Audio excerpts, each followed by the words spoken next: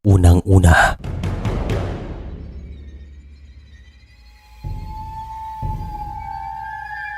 ang ilan sa mga Pilipino ay mahilig sa mga kwentong kababalagan. At mayroon akong ikukwento.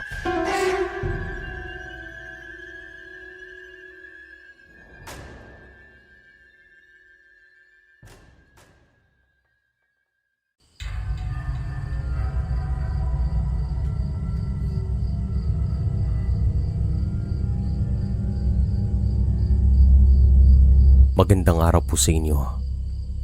Tawagin niyo po ako sa pangalang Roman. Itong karanasang ito ay nangyari sa isang baryo na matatagpuan sa Capiz taong 1987. Itong mga panahong ito, ako ay nasa edad na 12 anyos pa lamang. Bata pa ako, pero natatandaan ko mga pangyayaring ito. Yung tatay ko ay isang mangingisda noon at may mga pagkakataon na sumasama ako sa kanya sa laot. Isang gabi, pagkatapos namin kumain ng hapunan, ay nagsabi si tatay na magpapalaot daw ito. Nagsabi naman ako sa kanya na sasama ako kasi wala rin naman akong pasok kinabukasan. Subalit tumanggi ito at nagsabi na kasama rin naman niyang aking nino. Natawagin lang natin sa pangalang Ninong Rene. Kababata rin po ito ng aking tatay at malapit sa pamilya namin. Hindi na ako nagpumilit pa kasi alam kong magagalit si tatay. Kaya pagkatapos kumain ay tumungo na ako sa loob ng aming kwarto para magpahinga. Balik kasama ko ang aking kuya sa kwarto. Bandang alas 8 ay umalis na sina tatay at ako naman ay nagpapaantok na. Si kuya naman ay meron pang ginagawa. At makalipas na sigurong mahigit 10 minuto ay nakatulog ako nang hindi ko namalayan. Subalit pagpatak ng alas 11 ay nagising ako sa mga boses sa labas ng bahay. Narinig ko si nanay at kuya na para bang nagpapanik. Yung mga ate ko naman ay ganun din at napagtanto ko na ako na lang naiwan sa loob ng kwarto.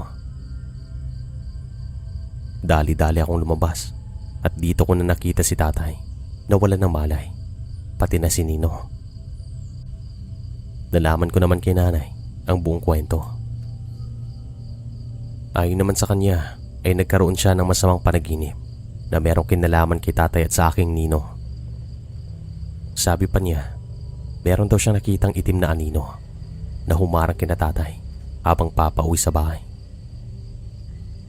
Nang magising daw si nanay, ay agad naman niyang pinuntan si kuya sa aming kwarto para sabihan na pupunta sila sa dalampasigan para hintayin sina tatay.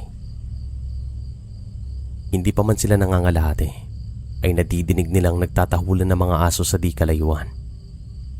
Meron kasi mga kabahayan doon, pero iilan lamang. At nung malapit na daw sila sa mga kabahayan na ito, ay nakita ni kuya si tatay at Ninong Rene na nakahandusay sa talahibaan. Agad-agad daw niyang ginising ang mga ito at inamoy kasi inisip niya na baka lasing ang mga ito. Subalin, hindi naman daw sila nakainom ng alak. Humingi naman daw sila ng tulong sa mga nakatira malapit doon at tinulungan naman daw ang mga ito. At sila nga ang kasama nila kuya na dumating sa bahay. Binuhat nila si tatay at si Ninong Rene kasi wala na talaga sila mga malay. At napansin naman daw ni kuya na ang isa sa mga nakatira doon ay nagmamadaling umalis. Nagtataka naman daw sila ni nanay kung saan ito pupunta kasi gabi na at malapit na maghating gabi. Subalit, hindi na muna nila binigyan ng pansin. Humihinga naman si tatay at Ninong Rene. Wala naman silang galos o sugat sa katawan at normal naman sila. Kaya naman sabi ng isa naming kabaryo ay hayaan na lang daw muna namin at hintayin silang magising. Makalipas ang mahigit kalahating oras ay nagsabi na si nanay na dalhin na sila sa bahay paggamutan. Nababahala na ito at natataranta. Kaya kaming lahat ay dali-daling nagbihis at nagdala ng ilang mga gamit. Pero bago pa man namin sila buhatin, ay agad naman po silang nagising. At sa maniwala kayo hindi, ang unang reaksyon ng mga ito ay matinding takot. Natataranta sila. Para bang nakakita sila ng multo. Ilang minuto namin silang pinakalma at si Ninong Rene ay walang tigil sa pagsigaw. Parang tatakbo ito pero pinipigilan lamang siya ni Kuya at ng kapitbahay namin kasi nagpupumiglas. Mga Rene, kumalma po kayo. Kami to. Tay, kami to. Anong nangyayari sa inyo? Bulalas naman ni Kuya sapagkat hindi na niya alam ang kanyang gagawin. Tay, kami to. Yung mga anak mo. Sabi naman ng isa kong ate. At ako naman ay nakatingin lang sa mga ito.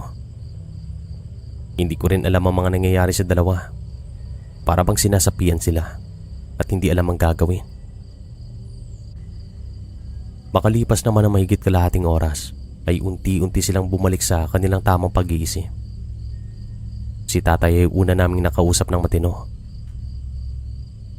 Habang si Ninong Rene ay parang wala pa rin sa kanyang sarili. Ayon naman kay tatay, habang naglalakad daw sila pauwi sa aming bahay, ay merong nakita si Ninong Rene sa talayban. Nung una, hindi daw yun nakita ni tatay kasi nga madilim at ang tanging hawak ng mga ito ay lampara lamang. Meron naman silang flashlight pero ginagamit nila ito sa dalampasigan at wala ng baterya.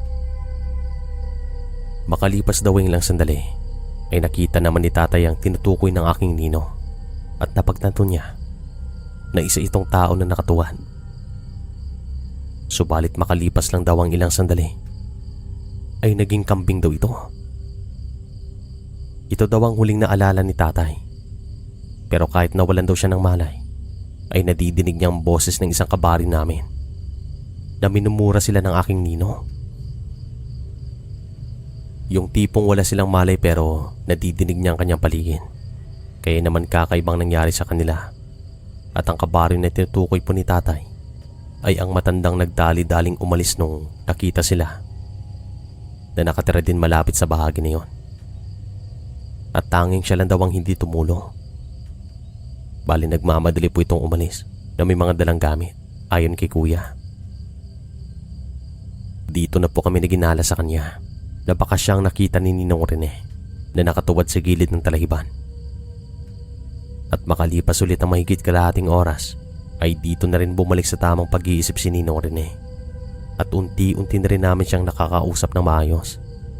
At sa maniwala kayo hindi, yung nakita nga niya ay ang tinutukoy ni Kuya at ni Nanay. Siya daw talaga iyon at nagsabi naman ng isa naming kapitbahay na tumulong sa amin na matagal na raw na pinaghihinalaan ng kabari naming ito sa purok na iyon. Kahit daw yung mga kapitbahay niya ay naghihinala sapagkat kahit madaling araw ay nakikita nila itong pagala-gala sa labas. Tapos palagi daw itong amoy lana, isang uri ng pamain na minsan ay ginagamit din namin sa mga kate-kate. Sabi naman ng iba, nagsimula ang lahat ng paghihinala nung dumating siya galing sa isang mahabang bakasyon. May mga kwento-kwento na baka nahawaan daw ito sa lugar na kung saan siya nagbakasyon. Kasi noon ay hindi naman daw siya ganito at hindi naman daw kakaibang kanyang kinikilos. Pero magmula nang dumating ito ay parang may nag-iba sa kanya, sa kanyang kilos at pag-uugali. Hindi naman makapaniwala si Ninong Rene sa nangyari sa kanila ng aking tatay. Maayos naman daw ang kanilang pakaramdam at wala naman silang problema. Subalit biglan na lamang silang nawalan na malay. Wala daw silang naramdaman bago ito mangyari. Kusa na lang daw bumigay ang kanilang katawan at saka bumagsak sila sa lupa. Nakapagtataka daw at nadidinig rin ni Ninong Rene ang boses ng kabari naming iyon. Minumura nga daw sila na para bang meron silang ginawang mali. Nagsabi naman si tatay na lusubin daw nila ang bahay niya. Pero dito na nga sinabi ni Nanay at Kuya na nakita nila itong umalis noong mga sandaling natagpuan nilang mga ito. Pero maya-maya lang ay pinuntahan talaga namin ang bahay niya. Subalit wala siya doon. Ilang beses naming tinawag, subalit walang tumutugon. At sabi ng ilang kapitbahay niya, nakita rin nila itong umalis nung mga sandaling narinig nila kami malapit sa talayban. Isa lang daw ang ibig sabihin nito. Kinaumagahan ay bumalik ulit kami doon, pero wala siya. At sa maniwala kayo hindi, lumipas ng ilang araw at mga buwan, hindi na po ito bumalik sa baryo. Naninirahan ito mag-isa at ang kanyang nanay na kasama niya noon sa bahay ay pumanaw na. Ang kamag-anakan naman niya sa side ng kanyang tatay ay nakatira pa sa malayo. Isa rin po siya mangingis na tulad nila tatay, kaya malapit ang kanilang bahay sa dalampasigan. Yun nga, lumipas lang pong ilang buwan, pero hindi na po siya bumalik sa baryo. Subalit ayon sa kanyang mga kapitbahay, kahit na alam nilang wala siya doon, ay nakakaamoy pa rin sila ng lana na nanggagaling sa bahay ng pinaghihinalaan. At minsan may mga madaling araw na talagang maalinsangan. At meron silang nakikitang anino sa loob mismo ng bakuran. Magmula nung umalis ito, ay nakabukas din ang mga bintana. Hindi na naggalaw pa. Hindi na rin nasundan ang karanasan namin matapos ang mga pangyayaring ito. At magmula noon ay hindi na namin nakita pang pinaghihinalaan sa aming baryo. Meron pa akong ibabahagi na kwento. At nangyari naman po ito sa bahay ng aking pinsan. Taong 1998 po ito. At tungkol naman po ito sa isang nilalang na hindi ko alam kung multo ba, engkanto o demonyo. Isang hapon ay tumungo ako sa kanilang bahay para ibigay ang mga natirang handa namin. Kapistahan kasi sa baryo namin, pero hindi nakapunta ang pinsan kong ito. Natawagin nilang natin sa pangalang Jomar. Pagkarating ko ay agad naman itong humingi ng paumanhin kasi nga hindi siya nakapunta sa baryo, pero sabi ko ayos lang. At saka binigay ko sa kanya mga pagkain. "Insan, maraming salamat. Gusto mo mag-inuman tayo?" Tanong niya at agad naman akong tumango kasi wala rin naman akong gagawin sa araw nito. "Sige, ako nang bahala sa alak." Sabi ko naman sa kanya. "Ano ka ba? Ako na. Nagdala ka na nga ng pagkain tapos ikaw pa yung bibili ng alak. Ako na. Hintayin mo ako dito." Sagot naman niya. Tumango naman ako at nung nakaalis na ito ay agad pa akong tumungo sa banyo kasi naiihi ako. At pagkarating ko sa pinto ay agad akong kumatok kasi baka nandoon sa loob ang anak ko, asawa ni Jomar. "May tao ba dyan?" Tanong ko at narinig kong sumagot ang asawa ni Jomar. Natawagin na lang natin sa pangalang Maya.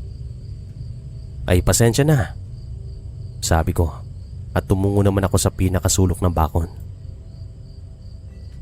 Doon ako umihi at makalipas lang ilang segundo ay bumalik ako sa loob ng bahay at nakita ko na kakalabas lang ng kwarto ni Maya kasamang kanyang anak.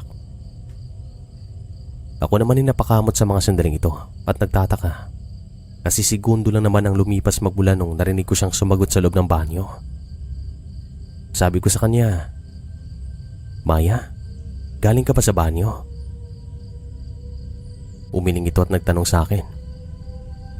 "Hindi, bakit? Kakagising lang namin ng anak ko." At dito naman ako natigilan. "Ano? Ikaw yung sumagot sa akin sa banyo? Kaya nga ako umihi doon sa sulok ng bakon kasi gumagamit ka pa ng banyo." Sagot ko naman sa kanya at agad naman itong napakunot noo. "Naku, inikilabutan ako. Sigurado ka?" Tanong ko pa sa kanya. "Sigurado. Bakit naman ako magsisinungaling?" Tanong naman niya at makikita naman sa kanya mga mata. Nakakagising lang nila. Makalipas ang ilang minutong usapan ay dumating naman ang aking pinsan at nagtataka ito kung bakit parang nagtatakutan kami ni Maya. Dito ko naman sinabi sa kanya ang aking naging karanasan doon sa likod ng kanilang bahay. At sabi niya, noon pa man daw ay meron na talagang nagpaparamdam doon sa kanilang bahay at hindi na daw ito bago.